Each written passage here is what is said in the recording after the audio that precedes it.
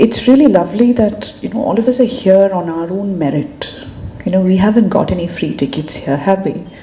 I think each of us have had that struggle. Each of us have, found our way, broken our heads and our hearts and everything and gotten here. So that is, I think, what makes this moment special, and not about who's speaking or who's being heard or any of that. I think sharing our journeys is what really empowers us.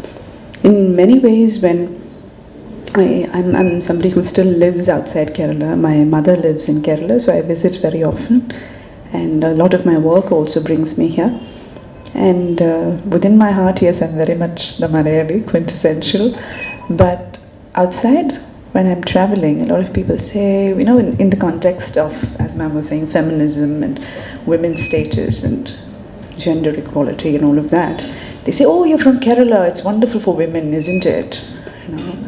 Matrilineal and matriarchy and all of that. And very quietly I say, not actually.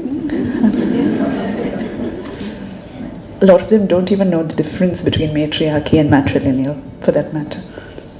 The thing is, I love the industry I work in, I love the field I'm in, but unfortunately we're still a little behind. When I have to fill in the form every time I make a film, there's this place I have to sign and it says Sambhidayagan, and I have to take a pen and strike off the N so that there's room for Sambhidayaka.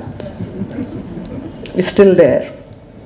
Okay, and in that kind of a space, to find your way, to find your path, is a very interesting journey.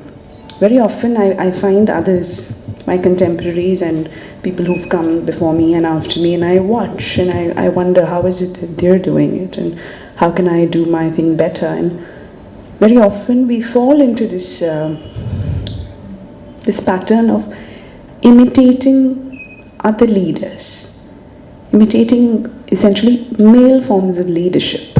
That happens very often because people are so used to seeing somebody there who's a so-called leader and so used to a certain pattern of behavior that they, by default tend to slip into that pattern rather than find their own.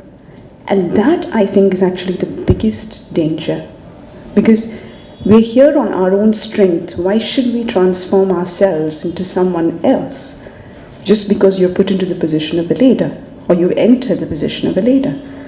I think that is something which is hardly ever talked about, because honestly in my field there are not too many people to talk about it too.